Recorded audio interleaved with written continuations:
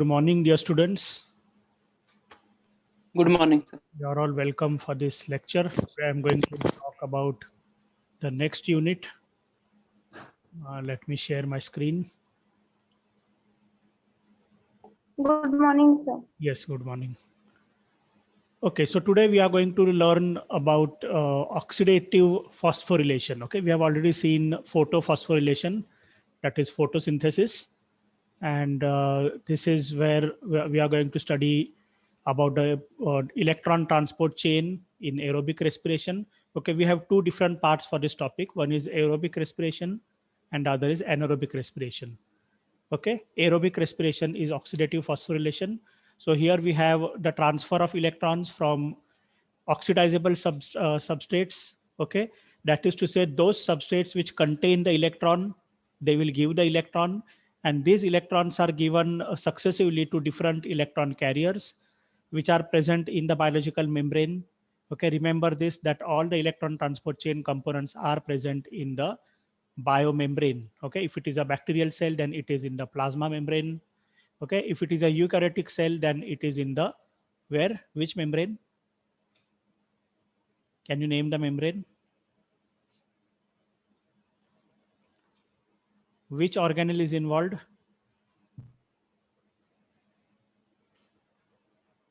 In the humans, for example, human cell, which organ is involved in the respiration? Mitochondria. Yes, that is right. Okay, so mitochondrial inner membrane is the one which contains these electron transport chain components. Okay, and then we have already seen in photosynthesis that as the proton translocation happens across the membrane, okay, this is associated with the electron transport. Okay, because many a times the electron is associated with the proton also, or it may be associated with the hydride ion, right? And when this proton goes across the membrane, then that generates a potential gradient. Okay, proton gradient, and that gradient is responsible for ATP synthesis. Okay, so the purpose of oxidative phosphorylation is the generation of ATP, right? So just like we had the assignment in photosynthesis about the definition of photosynthesis. Okay, so similarly, I want you all to write another assignment, and that is about the definition of oxidative phosphorylation or aerobic respiration. Okay, have you all understood? This is your next Yes, sir. assignment. You have to write a definition of oxidative phosphorylation. In the earlier unit, some of the students have submitted me the assignment. I think many students have submitted it. Many students have submitted the definition of photosynthesis. But then, as I had told you, I think one student, that is Yogita, I think, had given it, was the first student to submit the assignment, all the assignments. And she also had submitted me the definition of photosynthesis. But my expectation from all of you is that I want a very holistic kind of a definition which will include most of the things which I have already taught you in that particular unit. Okay, so I want an elaborate definition. It may have 2 or 3 sentences, no problem. Okay, so those who have given me a very short definition, I don't want that. In fact, my own definition, which I have written in the beginning of the slide, on the first slide, that definition was quite comprehensive, but I want something more to be added to it. Okay, so let us go ahead. This is actually the final stage of respiration. See, whatever slides I'm showing you and whatever is there concerned with respiration, aerobic respiration, you have to pick up the points from that and try to make your definition. Okay, so make a complete definition of aerobic respiration, right? So for example, I've written here, it is a final stage of respiration, right? So this phrase also may be incorporated in your definition, right? And the purpose of this is to yield energy in the aerobic organism. So again, this one is important. Only the aerobic organisms are going to use it, or the facultative organisms also are going to use this kind of a mechanism for generation of ATP. Okay, it is a convergence of all the oxidative steps. For example, the degradation of carbohydrates, fats and amino acids, these are all energy containing molecules, okay, which are taken up as nutrients or food by the organism. And these organic materials are broken down, and electrons are released from these, and these electrons are ultimately used for synthesis of ATP. Okay. Then, as I have said, this process occurs in the mitochondria if it is a eukaryotic cell, and if it is a prokaryotic cell like a bacterium, then it happens in the cytoplasmic membrane or plasma membrane. Right now, what happens here is there is a reduction of oxygen molecule. That is, oxygen is the terminal electron acceptor. When it accepts the electrons, then oxygen gets actually reduced, okay, and it gets reduced to form the water molecule, right? And where are the electrons coming from? The electrons are coming from NADH, okay, NADPH, and they could also come from FADH2. I think you already know about these molecules, right? Uh, the uh, the ultimate source of electrons, of course, is the substrate molecules, right? Now, this particular process can happen both in the darkness. It can also happen in illuminated situations. Okay, so there is nothing like photosynthesis as such. Photosynthesis, we have two steps. One is the dark reaction, and the other is the light reaction, right? Then, in order to explain the process of aerobic respiration, a very important theory or hypothesis was given in 1961 by a scientist named Peter Michel. Okay, so this particular hypothesis became very, very famous, very important. And according to this hypothesis, what Peter Michel postulated was that a transmembrane gradient or transmembrane difference is there in proton concentration. This difference is created, okay, because of the electron transport chain, and this transmembrane difference in the proton concentration itself becomes the reservoir for energy extraction for the biological oxidation reactions. Okay, and then subsequently realizing the importance of this particular theory which he gave, this became one of the great unifying principles in biology. Okay, what is the unifying principle? Unifying principle means actually it is a scientific truth, okay, a major scientific truth which has been regarded as a very, very important answer, okay, answer to a very important question pertaining life on this earth. Is it okay? Yes. ज्याला मराठीत आपण सत्य म्हणतो, जीवनाचं सत्य. Okay, त्यापैकी हे एक महत्वाचं सत्य आहे की for example what is life and why we are there, isn't it? Why life occurred on the earth? What will happen after our life ends? Okay, so these are some of the important questions we have about life on the earth. Okay, where did the universe come from? Isn't it? So one of the major question was pertaining to this: how is the energy generated in a living system? And the answer to this question was given by this particular hypothesis, right? Then we should also understand what are the similarities of aerobic respiration with photophosphorylation or photosynthetic generation of energy. Okay, so both these processes involve the flow of electrons, and the flow of electrons happens through a chain of different molecules or electron carriers, and these carriers are present in the membrane, in a biological membrane. Okay, so there are similarities in both the processes. Then, very important, now this particular statement is important. If you don't understand, you can ask me again and again, no problem. Okay, so free energy is made available through what is called as the downhill electron flow, which is also called as an exergonic reaction. What is an exergonic reaction? Energy releasing. Energy releasing reaction. Okay, that is very good. So exergonic reaction also is called as a downhill reaction. Downhill means what? Something which falls from a hilltop, okay, from top to the bottom. When something falls, then it will have the energy, okay, energy will be released, isn't it? That is what energy? What kind of an energy? Do you know that? Chemical energy, sir. No, no, no, not chemical. There is no chemical reaction I'm talking about. Something falls from the top to the bottom.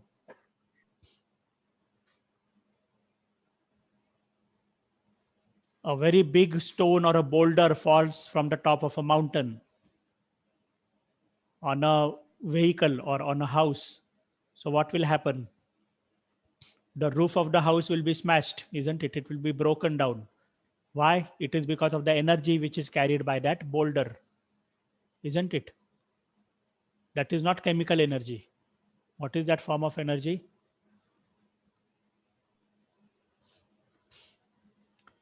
That is potential energy. Kinetic, sir. Kinetic.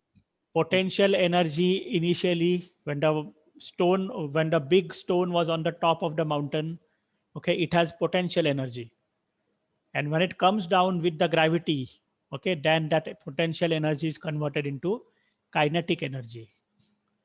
Is it right? Yes, sir. Okay. Right. So here what is happening is there is a very huge concentration of protons across the membrane. And therefore that form of energy is potential energy. Right. And this potential energy, when the protons come inside the membrane once again through the ATP synthase enzyme, right, that potential energy is actually the downhill transport of protons, isn't it? By downhill, what I mean, it is along the concentration gradient. It is not against the concentration gradient. When I say against the concentration gradient, it's like you are swimming in a sea, okay, and the waves are coming. There are huge waves in the sea, right? And the flow of water is towards the land, isn't it? If you look at the waves, or in a river, for example, you can imagine a river where the water is flowing in a particular direction. Okay, so if you are flowing with the direction of the water, then what will happen? You will require lesser energy for swimming. You may not swim, okay, you may just lie in the water, and the water will carry you, isn't it? So that is called flow along the gradient, right? And if you are moving against the flow of water, if you are swimming against the flow of water, then you will require a lot of energy, isn't it? So that is called uphill uphill transport. Are you all getting me? Yes, sir. Yes, sir. Yeah, that is why I said that this sentence is important, because there are some terms which are involved and which you should understand the meaning of these different terms. Okay, so what happens is the energy which is contained in the gradient, okay, in the high concentration of the protons, when the proton comes inside the membrane, that is called downhill transfer or downhill transport of the protons. Okay, and this downhill means actually that the protons are moving with the gradient, okay, not against the gradient. And because they are moving with the gradient, what happens is they are carrying the energy, right? And energy, this transport of the protons is happening through a particular enzyme, that is ATP synthase, right? And whatever energy they were carrying with them during the flow, that energy is taken up by the ATP synthase enzyme. Okay, and then that energy will be converted, that potential energy will be converted into the biochemical energy or chemical energy, right? Okay. Then we'll see something about the mitochondria. We have already studied it, I think, since our 5th or 6th standard. I don't know. As I remember, I think I had studied about mitochondria way back in my primary school also. Maybe it was 8th standard. I don't clearly remember. It could be 8th standard. Okay. When did you learn about mitochondria? Sir. 8th standard, sir. 8th standard. Okay, so And we are together actually in that sense, right? So in 1948, after India got independence, okay, a scientist by the name Eugene Kennedy, and another scientist whose name I think is very much known to you, that is Albert Leninger. Have you heard this name, Leninger? yes, sir. Okay, how? Yes, sir. How you know this name? There is a Principle. famous book, Sir, Ranger's Principle of Biochemistry. Yes, correct. Okay, so this is the same scientist who has written that book or compiled a book called Principles of Biochemistry, right? And these were the two scientists who have observed that mitochondria are the site of oxidative phosphorylation, okay, in the eukaryotes. And the structure of the mitochondrion was also closely studied by them, and they found that there are two membranes. There is an outer membrane and an inner membrane. The outer membrane is relatively permeable to many different types of molecules, especially those molecules whose size is less than 5,000 Dalton. Okay, and therefore different types of ions can move freely through this membrane. Okay, but the inner membrane is not very permeable to all the different types of molecules. It is a semi-permeable membrane, we say. Okay, it is it is impermeable to most small molecules and ions, but it can carry only certain ions, such as, for example, the protons. Okay, protons can cross the membrane, but then it cannot go through anywhere and everywhere through the membrane. It can go through the membrane only through specific kinds of molecules, and these molecules are called as the transporters. Okay, so there are proton transporters present, and through these proton transporters, the protons can actually enter into the membrane, right? And this inner membrane also is a place where the different components of the respiratory chain or the electron transport chain components are present. Okay, and another molecule, that is the ATP synthase, also is present in this particular membrane, right? So ATP synthase and the proton transporter actually mean more on the same, because ATP synthase actually has two different parts. One is the A0 and the other is F0 and the FO, and the other is F1. So as I have already told you in the last lecture, that FO F1 is the kind of ATP synthase. The FO part actually is the channel, it is the proton transporter, and F1 actually is the ATP synthase enzyme. Okay. Then another thing is ADP and inorganic phosphate can go inside the membrane very easily, and ATP can come out of the membrane. Okay, so that is how this particular inner membrane is a very, very selectively permeable kind of membrane, right? That is an important thing we should know. And within the inside of the mitochondria, that is within the inside of the inner membrane, we have a matrix, right? And this matrix contains different kinds of enzymes, such as pyruvate dehydrogenase complex. Then there are the enzymes of the citric acid cycle. There are the enzymes which are required for fatty acid oxidation, and there are also the enzymes which are required for the amino acid oxidation. Okay, so all the fuel oxidation steps can happen inside the mitochondrial inner membrane, except for glycolysis. And all these fuel molecules are also carried through the inner membrane by making use of specific kinds of molecules, which are called as the transporters. Is it clear to everybody? Yes, sir. Yes, sir. Okay. So if everybody is satisfied with this information, then we will go ahead. Okay, if you have any questions, any doubts, you can stop me and you can ask me. So looking at the inner structure of the mitochondrial membrane, now this is called as the ultrastructural view. Okay, and then we see here that inside this mitochondrion, there are a lot of foldings of the inner membrane. Okay, or convolutions as we call it. Now these convolutions of the inner membrane are called as the cristae. Okay, this is a plural word, cristae, right? And the purpose of these foldings is that it enhances the surface area of the membrane. We have already discussed this point in the earlier unit, that is photosynthesis, where I told you that certain bacteria, photosynthetic bacteria, have larger surface area for the membrane, and that is by the foldings of the membrane, bacterial membrane. And because of that, it can house a large number of sets of the electron transport chain for photosynthesis.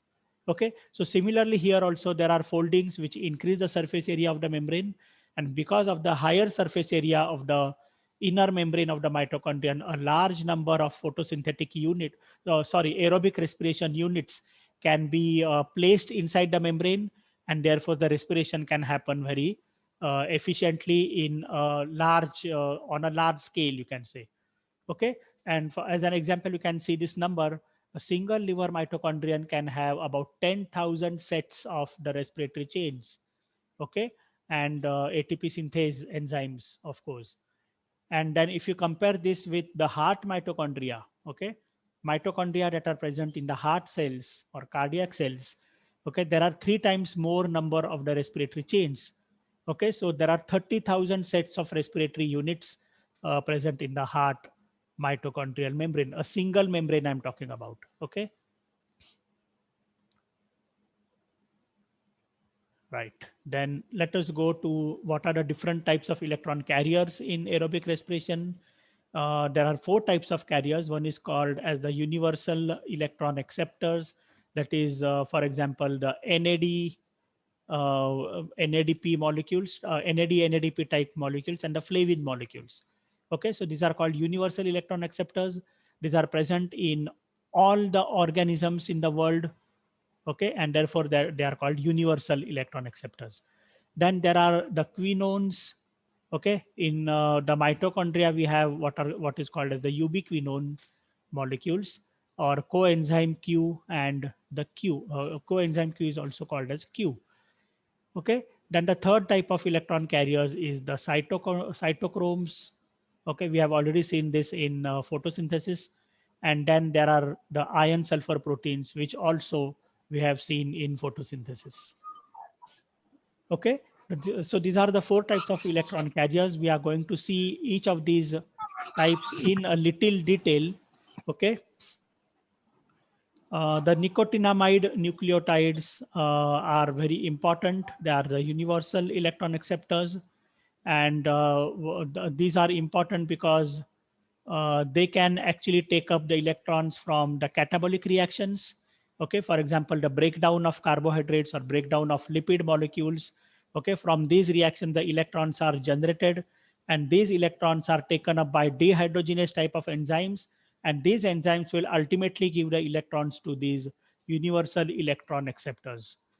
Okay, and therefore many of the catabolic dehydrogenase enzymes are very specific for NAD as the electron acceptor.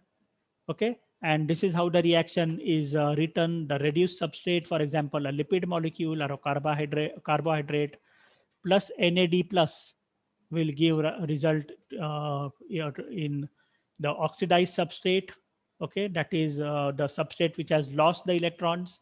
Okay, and the electron goes to NAD plus, and therefore this becomes NADH plus H plus. Okay, so remember here that a proton is generated, and this proton will be ultimately pushed out of the membrane to form the electrochemical gradient of the protons. Right? And if it is an NADP molecule, then it happens like this: reduced substrate plus NADP plus will give rise to oxidized substrate plus NADPH plus H plus. Right? Now these NAD-linked dehydrogenase enzymes can actually remove 2 hydrogen atoms from the substrate. Right? Out of the 2 hydrogen atoms, one is transferred as the hydride ion. So hydride is actually having an excess of an electron. Okay, so this electron is transferred to NAD plus, and the other is in the form of a proton. Okay, hydrogen is in the form of a proton, and that proton is released in the medium. So we have already seen this in the reaction. Okay, this proton is released in the medium. Okay. Then these NADH and NADPH molecule cannot actually cross the membrane. So here what happens is the electrons are only shuttled from inside the membrane to outside the membrane. Protons are shuttled. Okay, these molecules remain in their own place, whether they are inside the mitochondrial matrix. Okay, and then we have the other component, flavoproteins. These are also called as adapter molecules. I have 10 minutes time remaining for this talk, and exactly after 10 minutes when the meeting ends, then I will rejoin all of you. Okay, so you have to come back after 10 minutes. Now these flavoproteins are the FMN, they are the proteins actually, and these proteins carry the bound nucleotide, that is FMN or FAD. What is FMN? FMN, Flavin, Well, right? flavin Flavin, mononucleotide. Okay, and what is FAD? flavin adenine, Yes, dinucleotide. flavin adenine. dinucleotide. Okay, you are correct. Okay, so these cofactors are bound to the proteins, and therefore these proteins are called as flavoproteins. The oxidized flavin nucleotide can carry 1 electron or 2 electron. Okay, so they are called as adapter molecules because they can play the two kinds of roles. They can carry 1 electron or they can carry 2 electrons at a time. Okay, so they have a, you can say, a dual capability, right? So the standard reduction potential of the flavin molecule will depend upon what type of protein it is associated with. Okay, why is this term very important, standard reduction potential? Do you remember that I have told you about this particular term, standard reduction potential?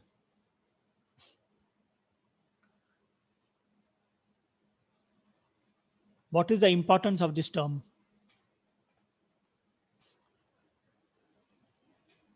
The standard reduction potential of a molecule is important because it will determine the ability of this particular molecule to either take an electron or give the electron to the next component. Okay, where that molecule will take the electron from and where that electron will be finally given away. Okay, all that will be decided by the standard reduction potential of the molecule. Do you remember that? For example, I have told you that if the standard reduction potential is positive, okay, then this molecule can take electron, and if the standard electrode potential is negative, then this molecule can give away the electron. Okay, now the relative standard reduction potential of different molecules, that will decide the sequence of the electron carriers. Okay, do you understand what I'm saying? Yes, sir. Bhandare, you are there today. Okay, so can you understand what I'm saying? Dhaneshwar?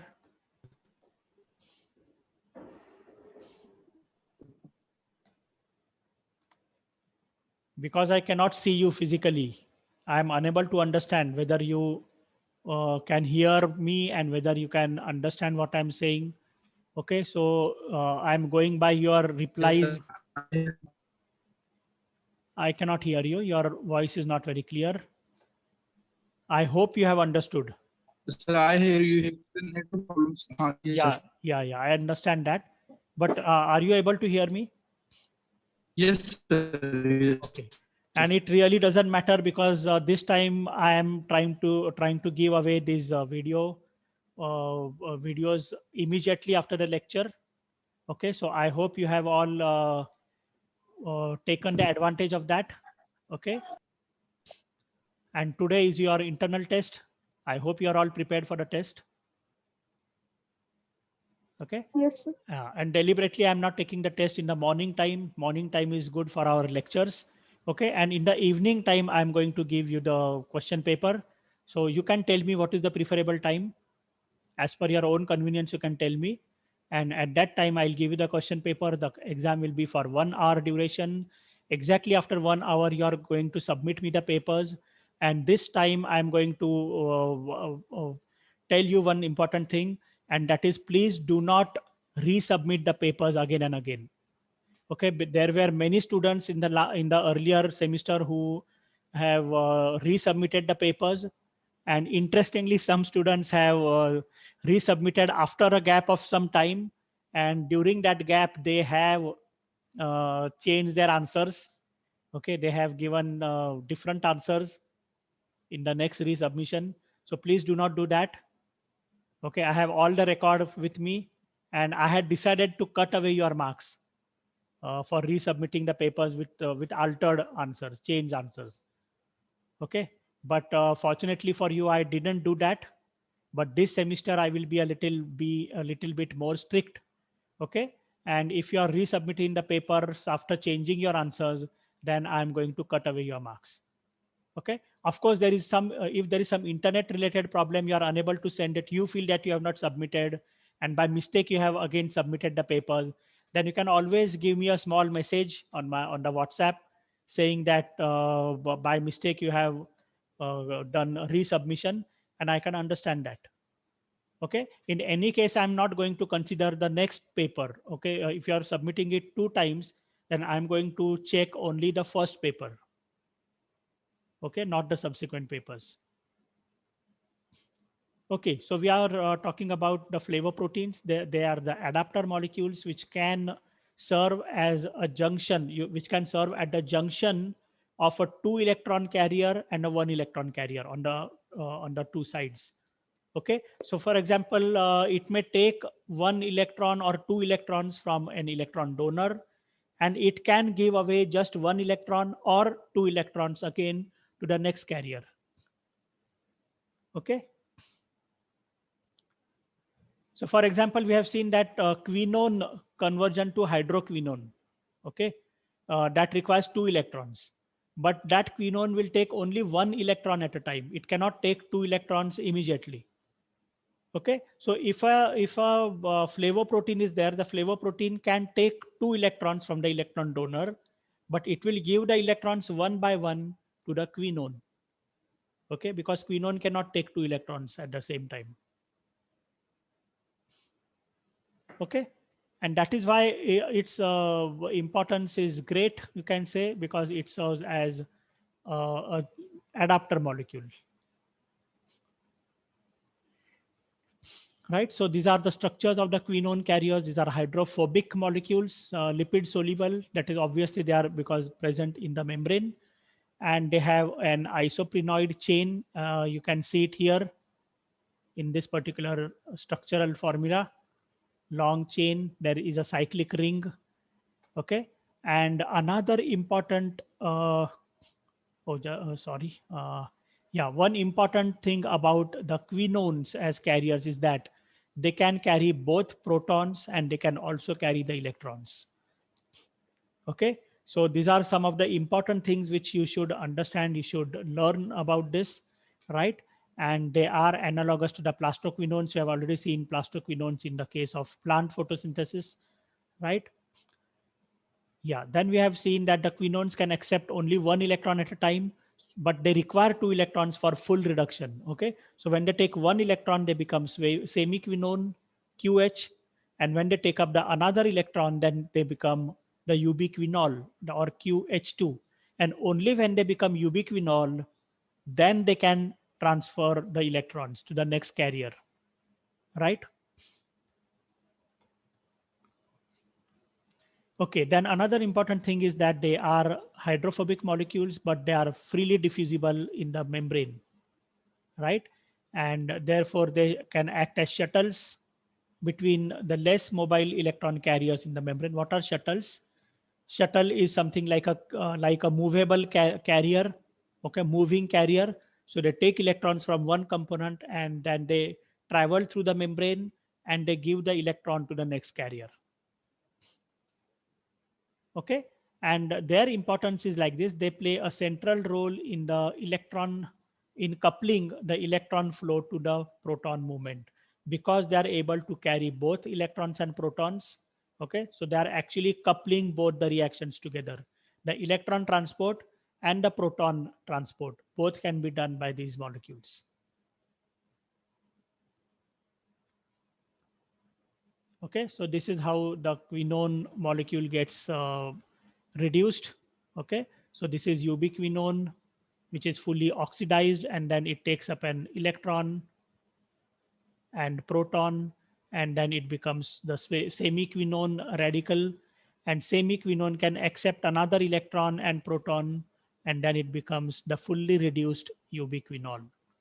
Okay, so see here OH and OH. So it is complete.